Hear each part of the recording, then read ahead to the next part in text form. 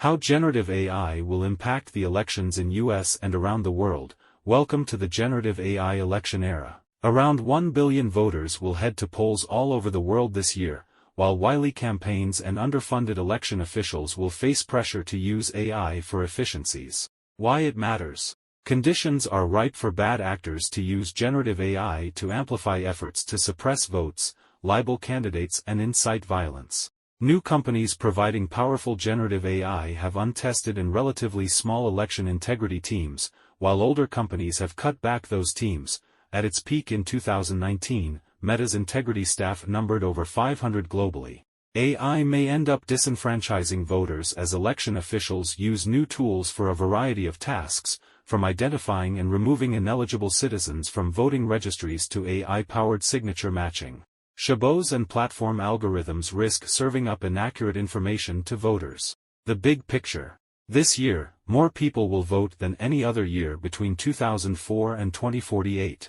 It's the first time in 60 years that the US and UK are voting for new administrations in the same year, and the first time since 2004 that the US and EU are. AI is just one category in a growing list of problems for election officials, from a poll worker shortage to violent threats and cybersecurity attacks. Speech is difficult to regulate.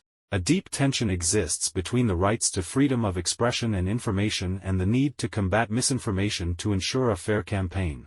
That tension will play out against a backdrop of Americans having little trust in the companies deploying AI and a plurality believing AI could alter election results. The few guardrails in place are voluntary, including those demanded by the White House. What's happening? Microsoft says it caught Beijing operating a network of online accounts using AI-generated material to sway U.S. voters, and both the CIA and DHS warn that China, Russia and Iran are using generative AI to target election infrastructure and processes. YouTube is among the platforms that reversed bans on election result denialism in 2023, while Facebook currently restricts ads that deny upcoming or ongoing election results, but not past ones. YouTube, TikTok, Facebook and Instagram now require labeling of election-related advertisements created with AI. Argentina is a case study. How AI can be weaponized in a presidential race. The winning candidate in the country's November presidential race, right-wing libertarian Javier Milei, used AI to depict his rivals as communists and emperors, but he cruised to victory by 3 million votes, far ahead of the 44,000 votes that decided the 2020 U.S. presidential race. Several U.S. states have passed legislation banning or requiring disclosure of political deepfakes, including California, Michigan, Minnesota, Texas and Washington. Legislation is under consideration in New York, Illinois, New Jersey and Kentucky. Arizona election officials conducted a 2-day exercise in December, designed to help them spot and respond to deepfake videos.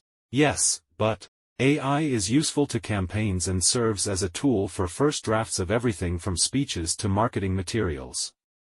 It also provides customizable robo-conversations with voters and helps candidates better understand the people they aim to serve. America's decentralized election systems also helps to limit any damage due to misuse of AI. Most of the action takes place in local races and the elections themselves are managed by 3,000 or so counties. What we're watching. How social media companies work to stop floods of AI-generated misinformation from reaching our screens. If they can't, their platforms may either become useless or dangerous to democracy. What's next? The U.S. primary season kicks off in Iowa and New Hampshire in January, while Taiwan votes for a new president on January 13. Election officials need to publish guidelines on their planned and actual use of AI by late spring, per President Biden's AI executive order, which designates election infrastructure as a type of critical infrastructure. What they're saying. Russian election interference in 2016 was child's play, compared to what either domestic or foreign AI tools could do to completely screw up our elections.